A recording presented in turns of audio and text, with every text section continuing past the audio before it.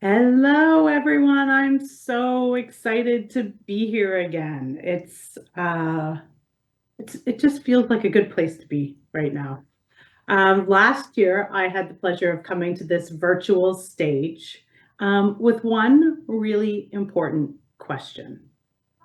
How do we make it all for something? Anyone remember that question? Yeah. So as we traverse my one big answer to that question, I'm coming to you live, which I think is a little different than what most people have been doing here today. So I am doing a whole bunch of things at once. Okay, I understand there's a little bit of a delay between what I say, between my mouth and your ears. So we're going to try and manage this as best as possible. So I'm going to ask for just a little bit of forgiveness because I think it's really important that you actually see live people every now and then. So I'm going to be in the chat and I'm going to be doing this live. So hopefully we can have a little bit more of an immersive experience. Sound good? So I am going to ask for stuff in the chat. And I know that's not, typically what we end up seeing. We have people that are not presenting live and presenting in the chat. So patience, we'll do it. We'll make good things happen today. All right. So how do we make it for something? There's this one little topic that I think really kind of gives us the best possible answer for that. And that is pleasure. It is a vast topic that typically conjures good things for most people, eventually. But we don't often think about pleasure at a work event, do we? So I'm going to make that connection for you. I have been supporting people through death and grief for about 25 years.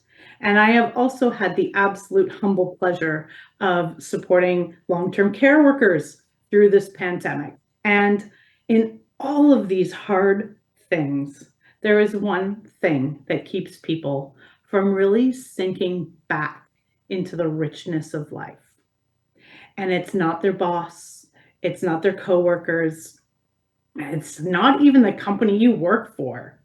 It is often their disconnection from pleasure. Okay. Big thing to think about for a minute, right? Sandy, I'm glad you're here. And thank you for cheering me on in the chat. Okay. So, when was the last time that you can truly say that you have felt pleasure? Now, I'm sure there are a few things swirling around in your head right now. There may be some excuses. There might be some sadness, some anger. Perhaps you have no time. You have too many responsibilities, or that ship has sailed. I've heard that a million times. Defiance, even. Like, my children are all the pleasure I need, or my residents bring me pleasure. What I would like to perhaps start thinking just a little bit or maybe level set a little bit, is how do we clear our minds from the weight of it? Ooh, it's kind of a big thing, actually. Because the idea of experiencing pleasure and the work that is required to do so should not be felt like a big deal. So let's put aside all the excuses and perhaps we can see if just listening today, listening to what's kind of being offered to you is a good first step. So how do we do that? How do we listen fully? We are going to hold on to the first word there. We're going to hold on to the word cultivate. We're going to engage in what we discover, and then we're going to light that shit up. Okay. I knew it was going to be fun being here with you. So sit back, perhaps, right? And let's just sit inside of some of this for a little bit. Let's lean back. Let's just give ourselves permission. This is a work event. We have permission to be here, right? There is absolutely nothing that is going to be better for your work and your life than listening and engaging in a new way of looking at pleasure. There is no audit report. This beats every audit report out there. I promise you. Okay, so this is where I'm going to start this little experiment of being live and having the chat and doing all those things at the same time. I'm going to ask for some responses to this question in chat. Okay, so from this cultivating space that we just kind of maybe sunk into a little bit with our feet now planted fully on the ground, we're leaning back in our chair where we've got a little bit more curiosity happening. Let's walk towards our first relationship goal, right? With goals, right? When you think of your overall goals or your overall relationship with goals, what feelings typically come up for you? What comes up for you when you think about goals in general? Right? I can add some words in here for you. They're typically what I hear. I often hear words like, ugh, or I hear words like, just they're hard, or they're impossible, or, it feels like failure. Excitement, Steve, thank you, right? I feel like I'm winning, right? I feel like I can make this, like, I'm going to just make things happen. It's a good idea. I can create new goals and have great relationships with them. So while we often see goals as important for growth, for many, though, they are daunting. They're unattainable. And they don't come from a place of honor. They come more from a place of shame. Motivation. Thanks, Michelle. That's a great one too, right? Being able to conjure some motivation around some goals. Really amazing. So why do we have, so many of us have problems accomplishing them, right? So today we're going to take a walk with that struggle a little bit and see if we might be able to reframe pleasure and goals in a way that feels a little bit more meaningful and genuine. I really hope that everyone likes this idea. Okay, so in order to do so, however, we really need to understand why goals so often suck, right? Overwhelm at the same time, right? They can be big, right? Goals suck when they're not fun. And I think that's just it's a simple saying that really encapsulates some of the things that these standards that we set up for ourselves a little bit. So we tend to set up goals for things we are not good at. So some of the most common ones I hear are things like dieting or budgeting or time management or a whole other list of restrictions that we typically are trying to discipline ourselves for. And to be clear, there really is a suckage scale. So not all goals are created equal, right? That's why we have some people like Steve and Michelle getting really excited and motivated around their goals, right? When a runner decides that they want to conquer a marathon, as an example, many actually accomplish it. They accomplish it for a few reasons. One, they are already a runner. Two, they already have a routine. And three, they already have a healthy relationship, mostly, with running, even if they don't finish the marathon. What's different about that and setting a goal to lose their 50 pounds is that I am doing a weight loss goal from a very different place, right? I may not lose, I may not have ever lost that much weight before.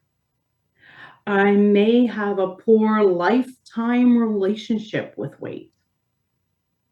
I might be setting up, I'm setting up a limitation so that when I do break, I go back to my unhealthy relationship.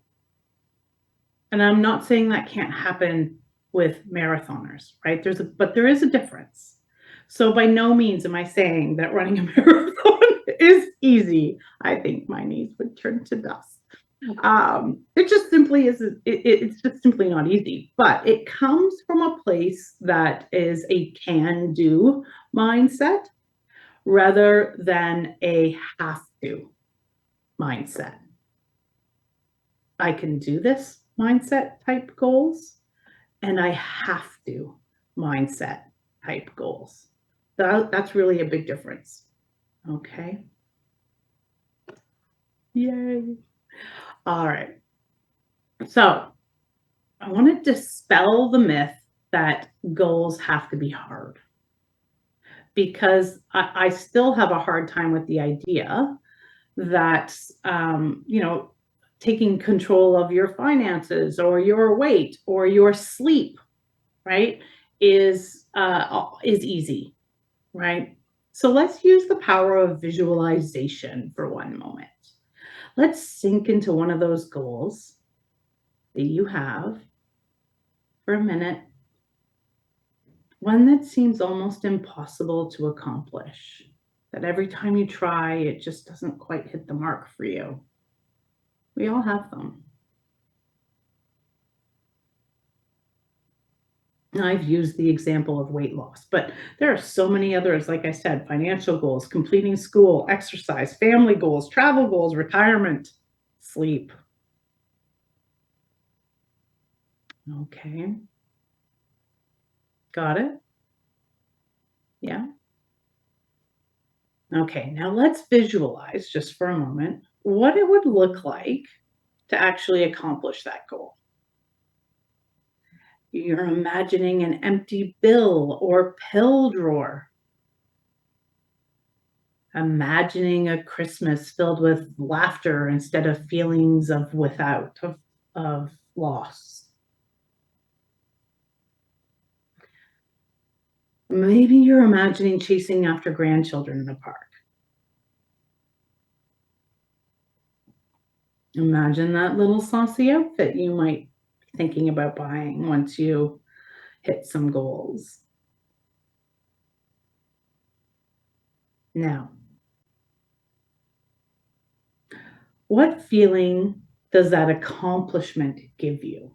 Right? So if we were going to put a word to that feeling, right? And feel free to put this in the chat as well. When you imagine yourself accomplishing that really hard goal, a lot of people talk about feeling relief, joy, safety, freedom comes up a lot too. So you can imagine how those feelings kind of be being conjured as you think about finishing that goal. Now, if we're going to sink into that just one more level deeper, what does your heart feel when you imagine that accomplishment? Maybe open,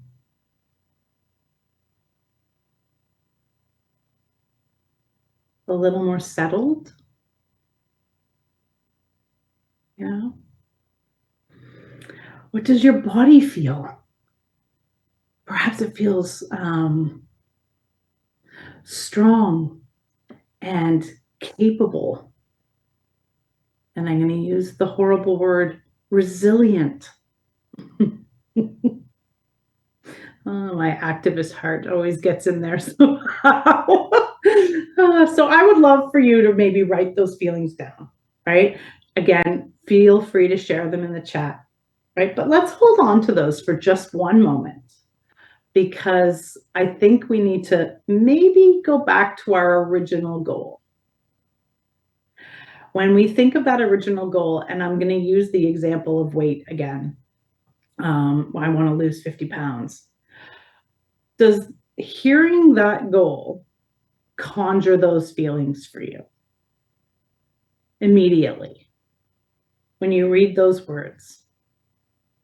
They don't, because it's a restriction, not an expansion. We get excited about goals that are expansion. Very rarely can we get excited about goals that are restrictive. So now let's view that goal through a lens of expansion instead of that lens of restriction. What if we explored our endless possibilities of becoming health focused rather than weight loss focused? It's not a new concept, right? It's a little bit of a different lens and a different mindset that goes into becoming healthy versus losing weight, right? Becoming healthy, and depending on your age, includes hormones, includes perhaps a gentler exercise, includes a whole body health, rather than just this idea that I'm going to restrict the hell out of things and lose weight. Okay, so now let's go back to the goal and see if the goal you originally had feels the same, if we were to just change the words around it a little bit, right? So there's one way that we can make this easier, right? There's one way that we can sit inside of this journey between restriction and expansion. And one of the one thing that I think absolutely does that for us is pleasure. How do we make the goal pleasure filled? How do we make the journey towards that goal pleasure filled? How do we make the goal something we look forward to accomplishing? That it's not just about the accomplishment, but it's the journey of accomplishing. How do we make the engagement of those little milestones along the way delicious and juicy?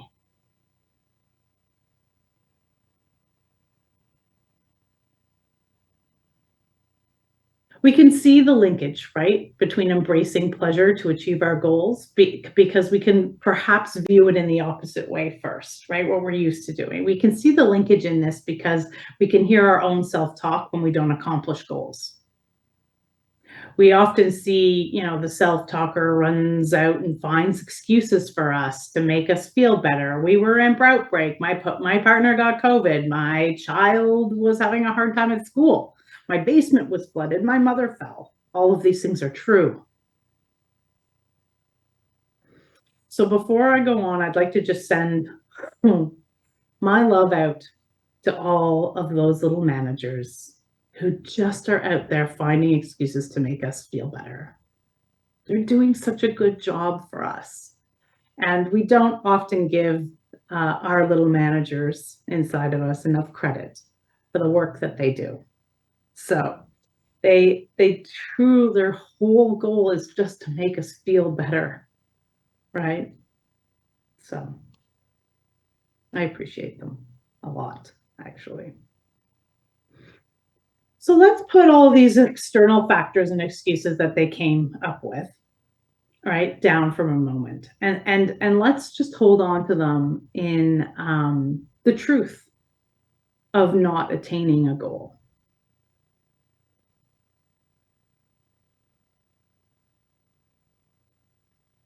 Mm.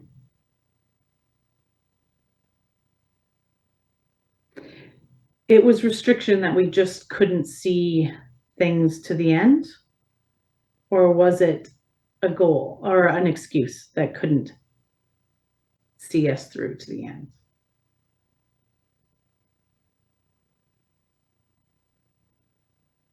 It was a restriction that our mind and our body and maybe your spirit need to break through in order to cope with everyday life. You just needed to put stuff on the back burner for a minute. You had a hard day. And it's our desire to be soothed and satiated and appreciated and acknowledged, and all those amazingly pleasurable things that made us eat the brownie, that made us drink the bottle of wine, that didn't bring our ass to the gym, that didn't give us fill in the blank, that kept us on social media past our bedtime, right? That sent us to the store to buy Lululemon branded pants, right? All pleasure, right? Don't get me wrong, all pleasure, but not part of the goal. Okay. So, what does that look like? Right? Because it's all fine and dandy to say, oh, I just need to embrace pleasure, but what does it actually look like? So, we talked a little bit about that goal between losing weight and living a healthy lifestyle, right? So, if we were to take that idea on that we were going to live healthier, as an example, and we were going to do so through pleasure, how would we accomplish that goal? Well, here's a few examples, right? I'm going to do a walking challenge with my bestie. This was something in COVID, that was happening all the time. People were getting on their earbuds and going for a walk alone, but with somebody, or a podcast. But I like it with a friend more. Instead of maybe stronger painkillers, maybe we stick with the old ones and add in a massage or two. Most people have EAP programs where they can kind of space those out across the year, and that gives you something to look forward to. Instead of dieting and restricting, maybe you take a cooking class with your partner and just build some connection together over food. And what most people love doing is a luxurious nightly routine, right? So normally what we associate with self-care, it's so much more than that, and I'm sure you know that. But how do we perhaps look at healthy lifestyle by including all of these amazingly pleasurable ideas to get us to the goal? We're eating healthy, we're going for a walk with our best friend, we're getting a rub down, and we're also bathing in, some amazing things, right? Okay. Oh, before we get into this a little bit deeper, I know that there's some people out there that really love the science of things. So, before we do that, I have one big question. What does it feel like when pleasure is expanding inside of us? And we can come back to this if it feels a little raw, right? Especially if your answer is, I don't know. We're going to take it back to a simpler time, right? If that feels overwhelming. What does it feel like to have a really good belly laugh? What does it feel like when you are unwinding in nature? What does it feel like when someone acknowledges you? Heavenly, thank you. Yes. What does it feel like to know that you are worthy?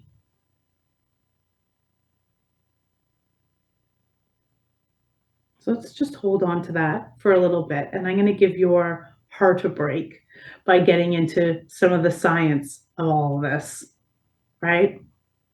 Dopamine, I'm just going to go down and there are much more scientific people in this room than me. So listen, I'm not big on the science of things, but I do appreciate it.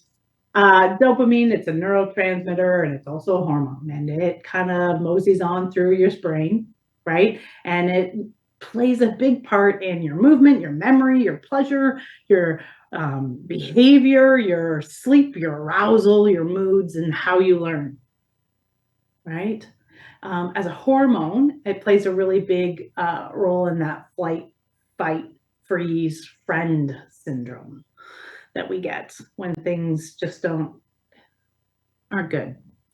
It also slows down your GI tract, as an example, right? So dopamine's responsible for a lot of things.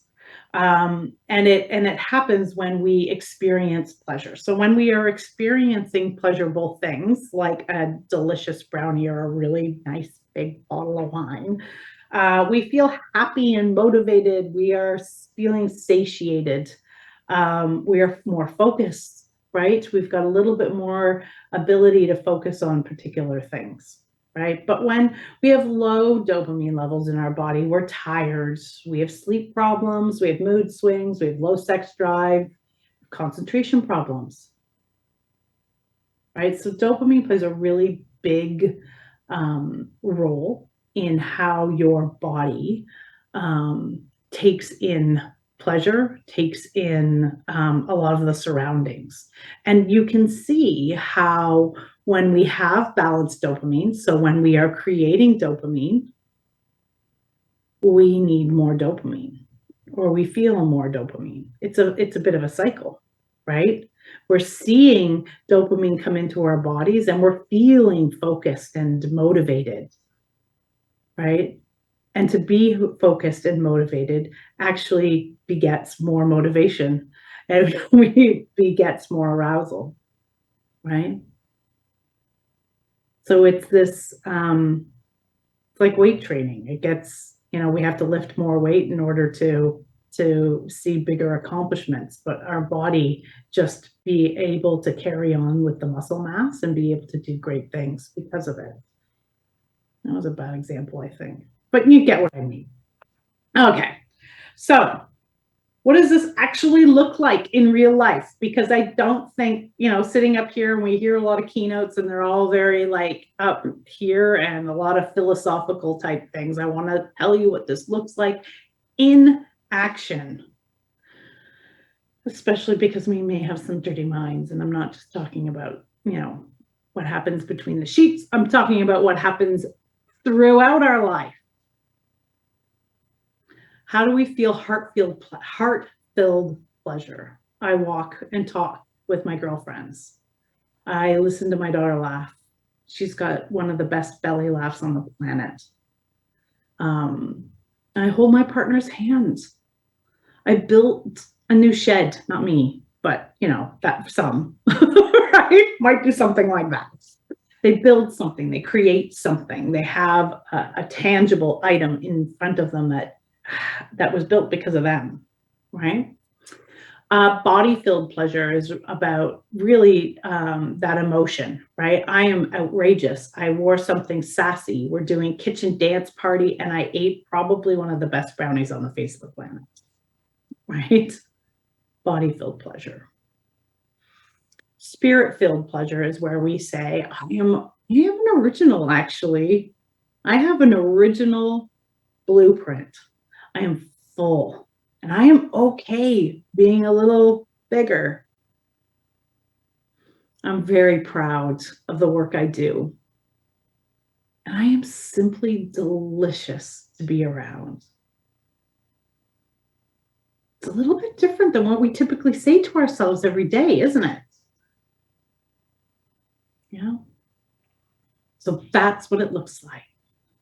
I run a little pleasure challenge for some of my clients, and these are the ones that they've come up with, right? This isn't me kind of making them up, but these are things that they've said has changed their relationship with pleasure in such a significant way that they cannot imagine life without it now.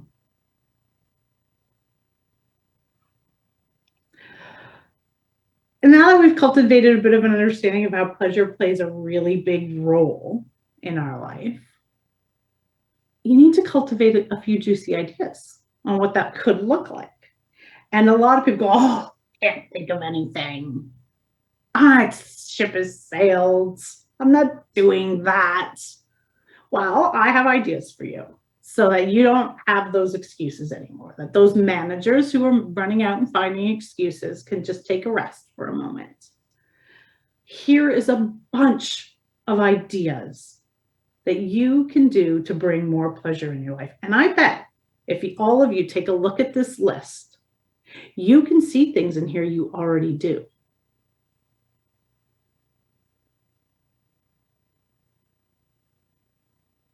Yeah? Screaming at the TV, watching hockey, right? When your husband or you or your family is downstairs and you're screaming at the TV, that's pleasure. That's enjoyment, despite how frustrating it can be. I live in Toronto, so you get the hint. Sleeping naked, right? Such a great feeling, right? Sleeping in your favorite pajamas, going fishing, sitting by a fire, learning a musical instrument, embracing some creativity, slow dancing alone,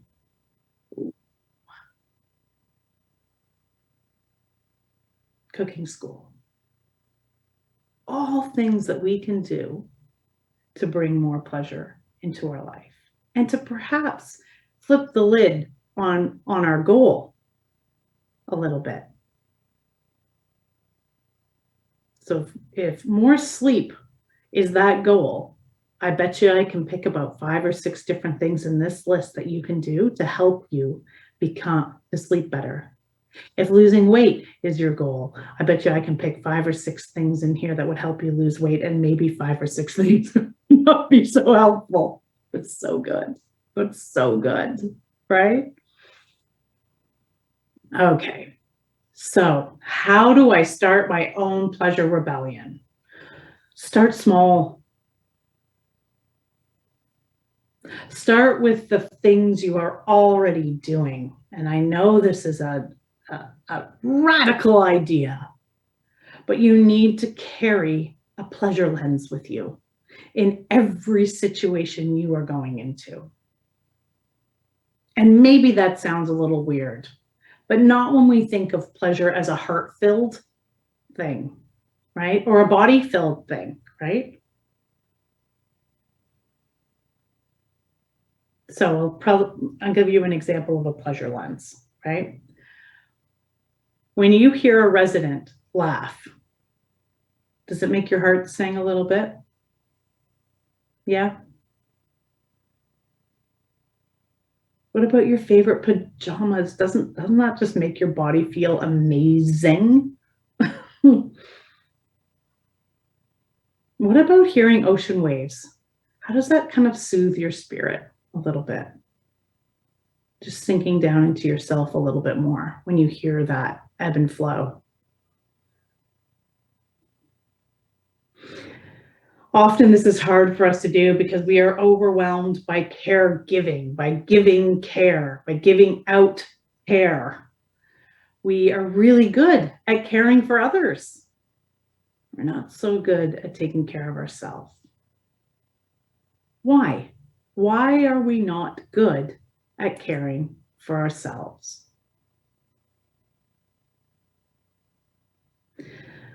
You need to stop abandoning yourself and stay. Right? I can put this in the chat if people are interested. Actually, I'll do that now. There's a book by a pretty amazing woman called Untamed, and her name is Glennon Doyle. And I think, I don't know if anyone has read it. I think a lot of people have. It is probably one of my favorite books around creating healthy boundaries around yourself, and creating worthiness. So I put that in the chat for everyone. If that was of interest, I would take a look at that book. So with goals, worthiness is really a big deal because we often don't think we're worthy of achieving it. right? That we're just going to fail again, right? It's because, you're welcome. It's because you believe everyone else is more worthy of your time and focus than you. It's because you cannot take failure again. And it doesn't matter how much we glorify the lessons of failure, it still feels like shit. I don't care. It still feels like crap, right? So maybe write down a little bit of a truth report for yourself. And if we write it down, I'd love for you to just to develop an understanding of your relationship with worthiness. A truth report, I love the exercise of doing it when we have to face hard things. And I write for 10 minutes nonstop. I don't lift my pen off the paper or my fingers off the keys. And I just write. And I'm like, am I worthy of care? And then I have a 10-minute response to that.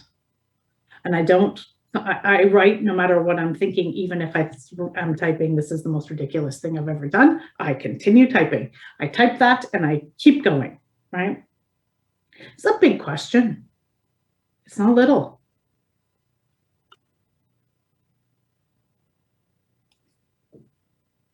So what does worthiness look like? I don't know what brings me pleasure, but I'm worthy of finding out. I know when I need some solitude, and I'm a better caregiver when I get it.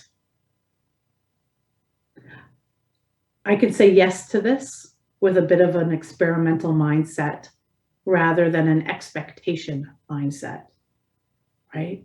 I can say yes, this in other words is, I can say yes with this with an expansive mindset rather than a restrictive mindset.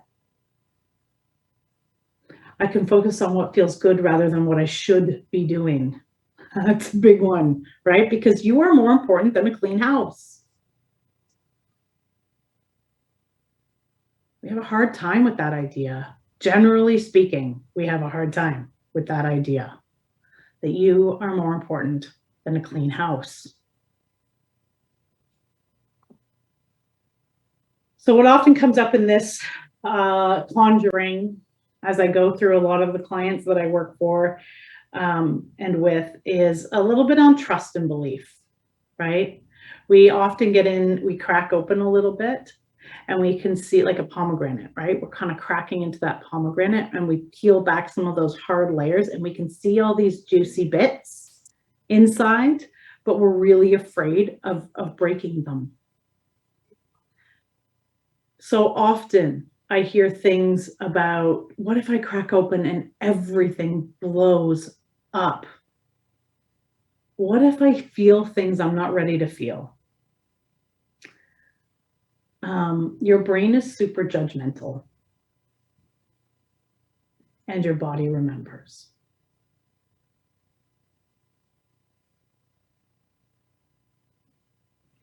Hold those two things for yourself.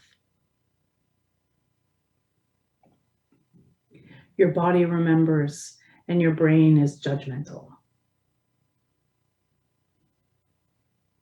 That's a big thing.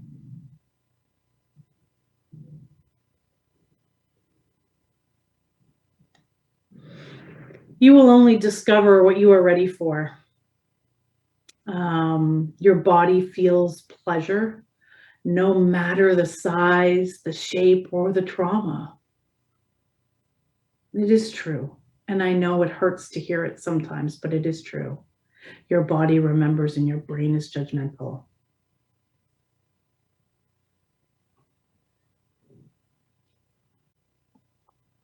The other thing that really holds us back is expectations, worthiness and expectations. We have to have these very high expectations of things. Actually, in fact, we have expectations, and I'm just going to leave it there. I'm not even talking about high ones. I'm talking about expectations, period. What would it mean to experience pleasure for the sake of experiencing pleasure without the expectation that it's going to do something for me, anything for me. And just sit inside of the curiosity of that. Sit inside of the engagement with that, rather than trying to drive to a goal. There's no goal. The goal is the experimentation. The goal is the journey you're on.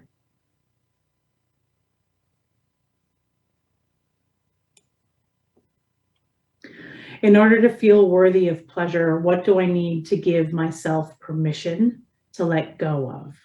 Again, another really great question to add into that truth report, that timer for 10 minutes.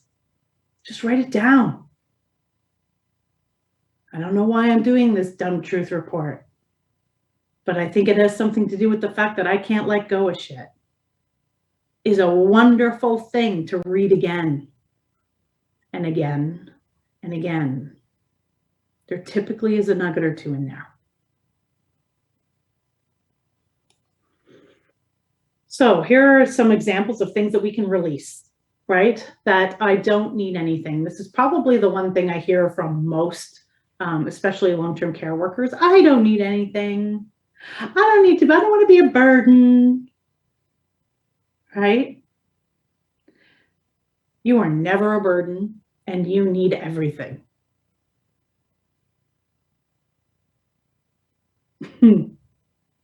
That's a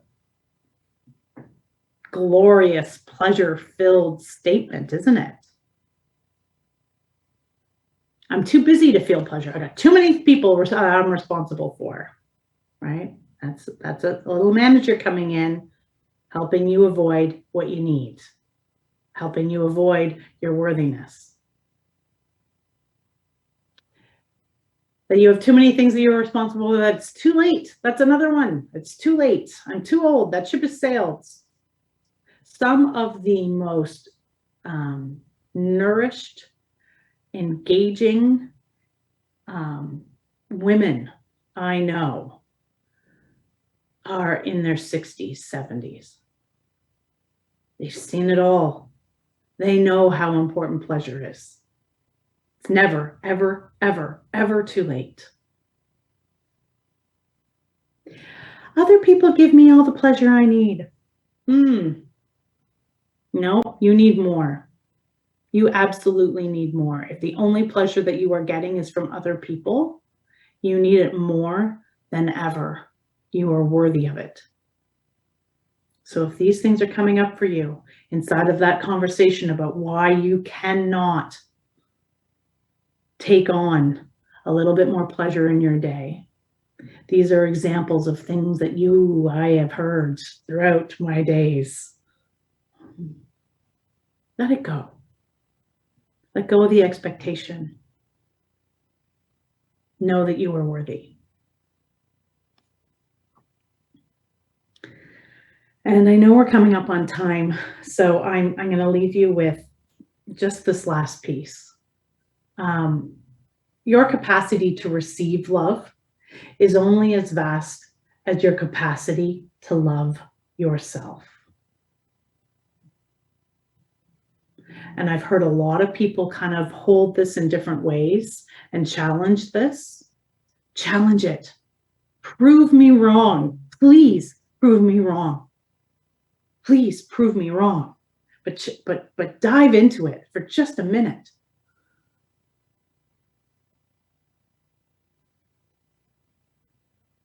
Your capacity to receive love is only as vast as your capacity to love yourself.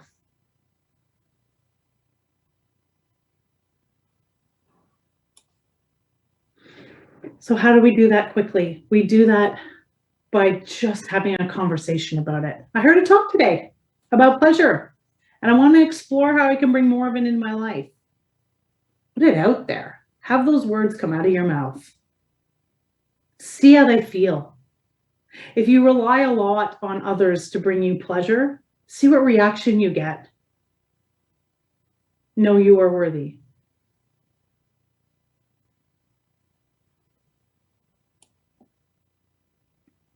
And that is all I have for you today. So, what I would love for you to do if you get a chance, and I think we're sending out presentations, and if not, I'll maybe share a link where we can do that. Please take down my information, especially if this really hit you and rubbed you the wrong way. Okay, I really want to get into why and how we can make that better. Our little code word is juicy. So take that code word down. I think that's going to help you game whatever system we've got going on here. Again, take down my info. You can find me at thelodgeproject.com. My phone number. Please feel free to shoot me a text if you're a little worried about confidentiality. I am happy to help you without having to know you. Yeah. And that's all I have for you today. I really appreciate you. Thank you for showing up, and I hope pleasure finds ways into your day today. Thank you.